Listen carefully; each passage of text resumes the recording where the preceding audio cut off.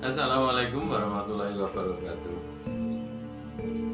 Ketemu lagi kita lur. Dalam pertemuan kali ini saya masih ingin melanjutkan tentang kisah perjuangan sebuah daerah untuk memerdekakan diri ya lur ya, yang dipelopori oleh seorang anak muda yang bernama Temon. Nah, pada kisah terakhir kisah kita sudah sampai kepada pertemuan si Temon ini dengan seorang Brahmana dari India yang bernama Brahmana Wargawi. Dari pertemuan itu menimbulkan sesuatu yang positif ya dalam diri si Temon ini. Istilahnya dia berhasil mendapatkan sebuah motivasi untuk melakukan sebuah hal besar, tidak hanya sekedar merampok dan mencuri, tetapi punya tujuan yang lain gitu ya. Nah, pertemuan ini dia ceritakan kepada orang tua angkatnya, yaitu Ki Bango Samparan. Ki Bango Samparan ini seperti kita kisahkan terdahulu, profesinya adalah seorang penjudi ya lur ya. Tetapi sesungguhnya dia adalah seorang gerilyawan dari kerajaan Panjalu gitu ya. Jadi dalam keadaan seperti ini maka dia segera mengingat apa yang dia perjuangkan dulu, dia perjuangkan selama ini gitu ya. Maka kemudian oleh Ki Bango Samparan ini diganti namanya dari seorang yang bernama Temon. Maka mulai saat ini engkau kuberi nama Ken Angkro. Jadi Ken Angkro ini maksudnya adalah seorang pemuda yang berani, seorang pemuda yang hendak naik gitu ya, berkeinginan untuk naik gitu, Angkro. Teman-teman semua, setelah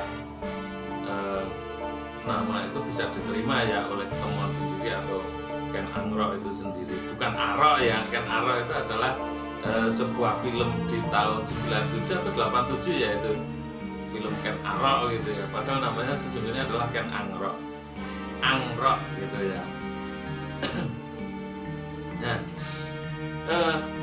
ketika Ken Angkro ini akhirnya mengemukakan tujuan sesungguhnya yang ingin dia lakukan kepada Tunggul Ametung, maka Bango Samparan ini mempunyai sebuah saran kepada Ken Angkro ini ya. Aku mempunyai seorang teman, dia adalah seorang empu. Jika engkau tidak memesan sebuah keris sebuah senjata yang mumpuni, maka pesanlah kepadanya. Siapa itu Bobo gitu ya, mungkin kata Ken Angkro. Dia bernama Empu Gandring di Desa Lulumbang. Pergilah ke sana dan pesanlah pesananmu, karena orang yang kau hadapi bukanlah orang sembarangan. Jadi memang si Tunggul Ametung ini adalah seorang panglima yang pilih tanding. Pilih tanding dalam arti ini adalah dia bukan abal-abal ya, mungkin dia kebal, mungkin dia sakti dan lain sebagainya. Maka harus senjata yang mumpuni lah yang dipesan oleh Ken Angkro ini, dibuat oleh seseorang yang benar-benar ahli di dalam persenjataan. Maka di situ setelah mematangkan rencana-rencananya, maka Ken Angkro ini segera mendatangi Empu Gandring. Memang tidak mudah ya, tidak mudah untuk menyiapkan sebuah perjuangan yang besar untuk mendapatkan hasil yang besar. Itu memang tidak mudah. Dia sudah berhasil mendapatkan simpati dari orang-orang kecil, rakyat jelata itu, orang-orang kebanyakan itu sudah mendapatkan simpati darinya, karena Ken Angkro ini sudah diketahui membagikan hasil-hasil rampokannya, hasil-hasil curiannya gitu kepada rakyat jelata. Nah, akhirnya di sini ini berarti dia sudah mulai keluar dari padang kerautan ya lur ya. Dia sudah keluar, itu nggak bersembunyi lagi gitu, karena masyarakat tahu apa yang menjadi tujuannya gitu. Nah, minimal mengetahui kebaikannya ya loh. Kalau tujuannya mungkin masih tersembunyi di dalam diri Ken Angrok ini. Teman-teman semua, ketika hal tersebut sudah mencapai satu tahap yang cukup matang, kalau arti cukup matang ini dia sudah mendapatkan cukup banyak anak buah, mendapatkan cukup banyak pendukung, pasukan atau anggota ya, maka dia segera berkeinginan untuk memesan senjata yang mumpuni, karena saat itu senjata yang mumpuni itu hanya dibuat oleh seorang empu yang benar-benar ahli loh. Ya memang banyak, kalau sekedar kelewang, sekedar golok, sekedar celurit atau keris gitu banyak, tapi yang benar-benar mumpuni, mempunyai kekerasan yang cukup dan tuah yang luar biasa, ini nggak bisa dibuat oleh seorang empu sembarangan, harus seorang ahli keris yang memang sudah teruji gitu ya. Dan empu gandring ini sudah teruji, dia selalu membuat keris yang mempunyai tuah luar biasa gitu ya. Apalagi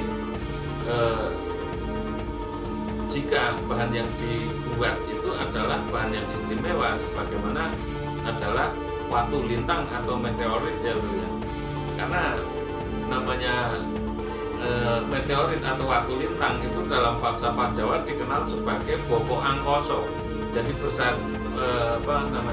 bersatunya Bopo Angkoso dan Ibu Pertiwi ini akan menimbulkan satu tuah luar biasa yang mendatangkan sebuah kejayaan gitu ya, namanya bersatunya dua buah elemen. Jadi di dalam masyarakat Jawa ini ada elemen yang kita pahami, yaitu tanah, air, api, dan angin. Dan yang terakhir adalah Bopo Angkoso tadi ya. Jadi bersatunya kelima elemen itu menghasilkan sebuah kekuatan supranatural yang luar biasa. Nah, di sini nih lor, Ken Arok menginginkan sebuah keris yang bukan sebuah ya, mungkin beberapa buah atau banyak buah senjata yang memang bisa diandalkan di medan perang, bisa mengalahkan senjata-senjata yang dimiliki oleh para prajurit Tumapel ya lor ya, yang tentu saja para prajurit itu memiliki senjata yang di atas rata-rata senjata yang dimiliki oleh masyarakat gitu loh. Nah, otomatis ini seandainya menginginkan sebuah kemenangan, maka harus ada senjata yang lebih baik lagi dari itu. Maka seperti saya katakan di depan tadi, kita kisahkan di depan bahwa Ki Bangun Samparan menyarankan Ken Angrok untuk menemui Empu Gandring.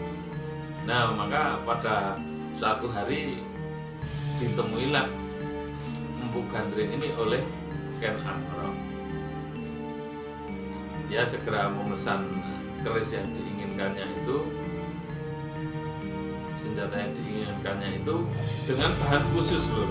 Tepat seperti yang kita katakan tadi bahwa Ken Angrok menginginkan senjata Inuit, tidak sekedar senjata yang berwujud senjata, tapi senjata yang punya tuah, mempunyai kekuatan supranatural gitu ya. Maka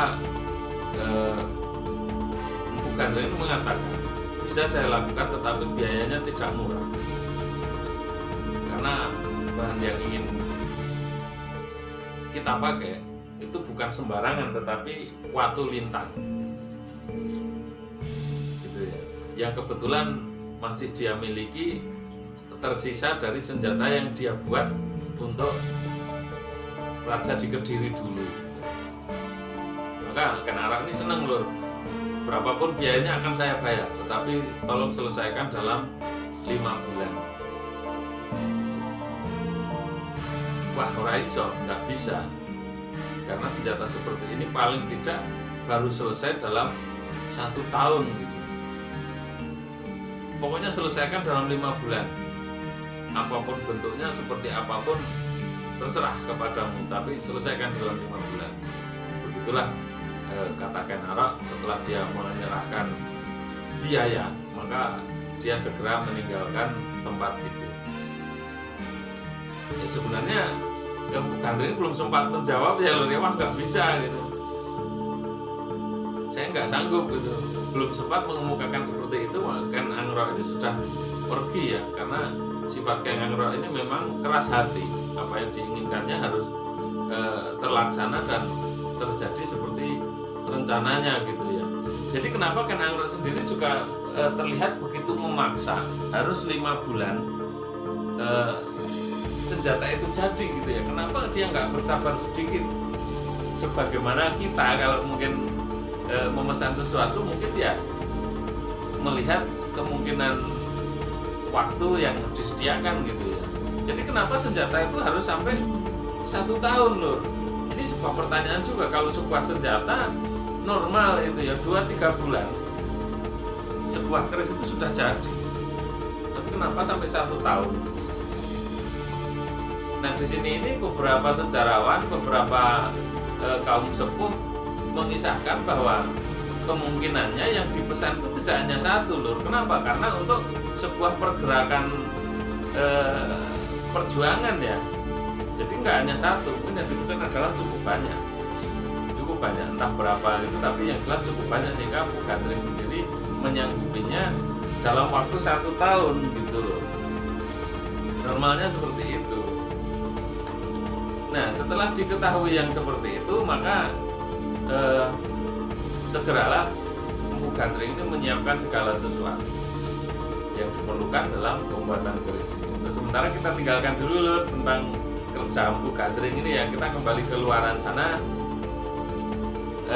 kembali ke kerajaan Kediri, bahwasanya Raja Kertajaya ini sedang menyiapkan satu rencana untuk penggulingan Tunggul Ametung, karena sebagai panglima bawahan, sebagai penguasa bawahan dianggap sudah terlalu jauh menyimpang dari kekuasaan yang diberikan gitu loh, tanggung jawab yang diberikan kepada Tunggul Ametung ini.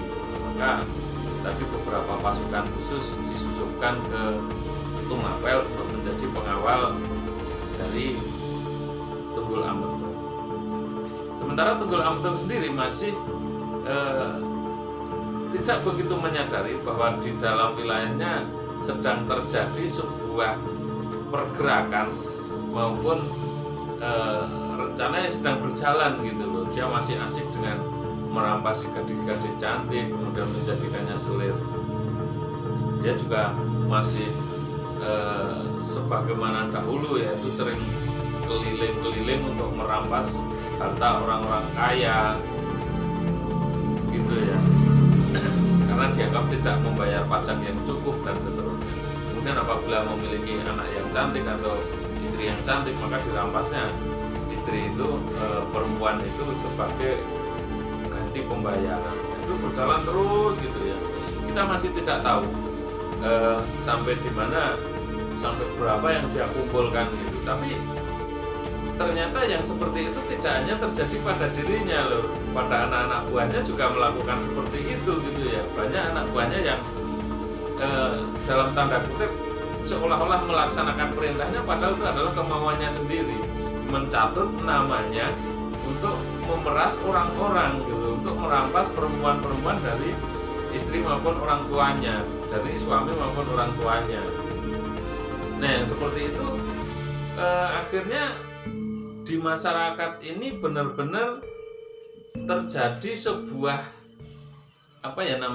kemarahan yang terpendam gitu ya, kemarahan yang terselubung di dalam dada masyarakat ini. Sementara di kerajaan Kediri juga terjadi sebuah pergolakan lain. Pergolakan lain itu apa? Raja Kertajaya ini menganggap dirinya adalah seorang titisan dewa, maka kekuasaannya harus melebihi para resi dan brahmana gitu loh. Maka dia menghendaki para brahmana dan resi ini mau menyembahnya. Sementara sebenarnya kedudukan resi dan brahmana ini lebih tinggi ya dari seorang raja. Jadi raja itu harusnya tetap menghormati kepada brahmana dan resi ini. Tapi saat itu Raja Kertajaya ini seperti terhinggapi sifat atau pemikiran megalomania loh. Dia merasa paling sakti, ya memang sakti sih, dia memang sakti, dan dia dihinggapi rasa kebesaran yang berlebihan gitu loh, sehingga hampir semua orang, dia menginginkan semua orang untuk tunduk patuh dan menyembahnya, termasuk para brahmana dan resi gitu loh. Nah, hal seperti ini tidak bisa diterima oleh para brahmana dan resi, sehingga banyak para resi dan brahmana ini menolak. Karena penolakan inilah kemudian mereka ditangkapi gitu ya. Yang belum ditangkap mendengar kabar seperti itu segera mereka mengungsi. Kemana mereka mengungsi? Mereka akan mencari seorang penguasa yang bisa melindungi mereka. Ini adalah latar belakang ya lur ya, tapi ini nanti masih akan berlanjut pada kisah berikutnya. Teman-teman semua, namanya sebuah daerah jajahan yang bergolak, ini banyak kejadian-kejadian yang istilahnya mengharu biru ya. Banyak orang yang dibunuh hampir tanpa alasan hanya sekedar untuk diambil harta bendanya atau anaknya dan seterusnya. Perampasan, perampokan dan lain sebagainya. Maka di situ kekacauan ini benar-benar membuat masyarakat ini mempunyai satu tujuan yang sama gitu, yaitu apa? Mencari seorang pimpinan yang mampu menghindarkan ini semua. Masyarakat tidak bisa berharap pada Tunggul Ametung maupun Raja Kertajaya di Kediri loh, karena mereka tahu mereka mempunyai sisi lemah masing-masing, mempunyai sisi cacat masing-masing, sehingga harapannya adalah satu orang yang terlihat saat itu adalah Ken Angrok. Maka masyarakat ini mulai tercipta satu kesatuan ya, kesatuan untuk mendukung apapun yang dikerjakan oleh Ken Angrok. Maka dari kejadian itu maka Ken Angrok mulai melatih para pemuda, orang-orang yang memiliki bekal kanuragan untuk bergabung di dalam pasukan.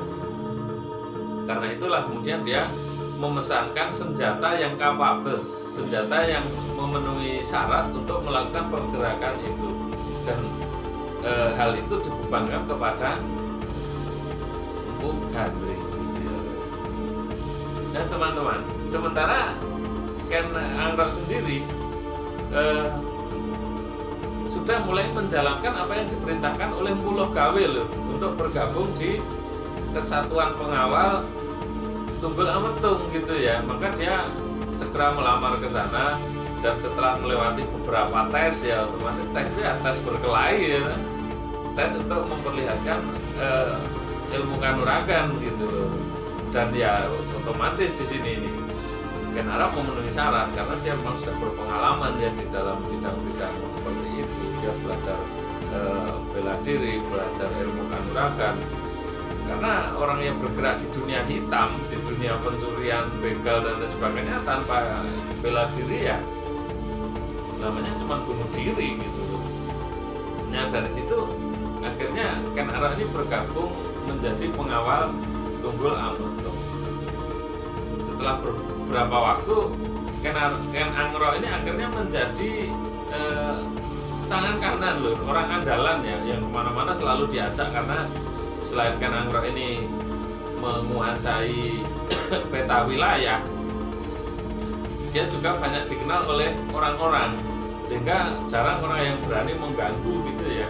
Atau istilahnya ketika dikawal oleh Ken Angrok ini tidak ada gangguan berarti yang dialami oleh Tunggul Ametung. Maka semakin disayangilah Ken Angrok ini sebagai pengawal Tunggul Ametung. Di sisi lain lur, Ken Angrok sendiri mulai mempunyai akses masuk ke, gampangnya ya, ke Puri Tunggul Ametung. Maka di sana dia kadang-kadang menjadi kurir Tunggul Ametung untuk kepada kepada para selir maupun istrinya gitu ya, untuk diperintahkan sesuatu, membawa sesuatu atau menjalankan tugas sesuatu gitu. Maka dia mengenal salah satu orang selir atau istri Tunggul Ametung itu yang bernama Ken Dedes.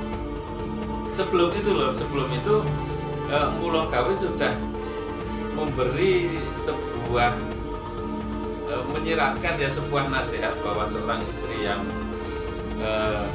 baik itu memiliki sebuah ciri-ciri,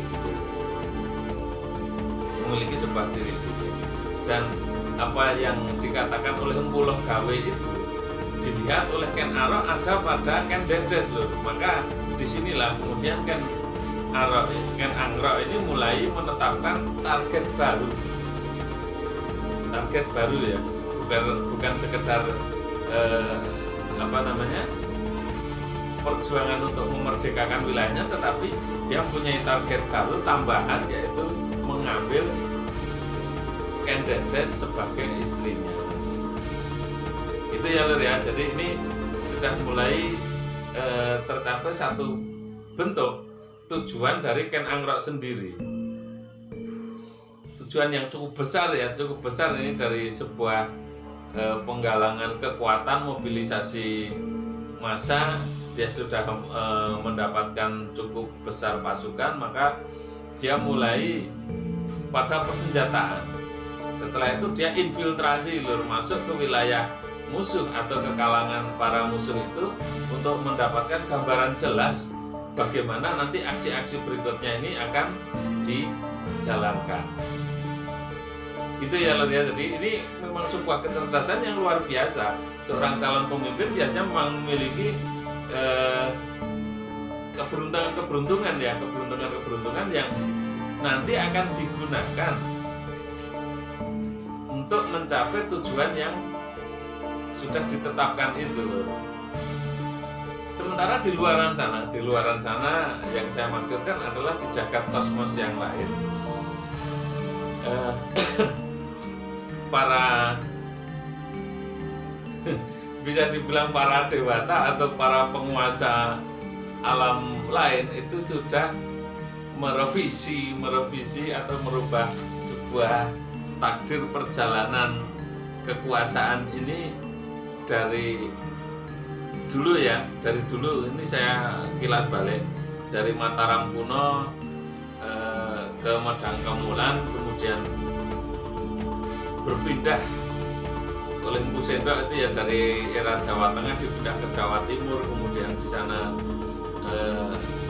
Wangsa Isana berkuasa, kemudian di sana Airlangga berada, kemudian Airlangga membagi wilayah kekuasaannya menjadi dua karena anaknya dua orang itu bersaing ya Lur ya. Kemudian di situ akhirnya dianeksasi yang satu karena persaingan ya, dua wilayah ini bersaingan, kemudian dianeksasi, digabungkan, dan satu wilayah itu kemudian menjadi anak tiri bagi wilayah yang lain. Maka kemudian di sini ini menjadi satu kisah baru, seperti sebuah kisah yang ditulis ulang untuk mengganti sebuah penguasaan dari sebuah kerajaan yang bernama Kediri menjadi Singasari Kelang.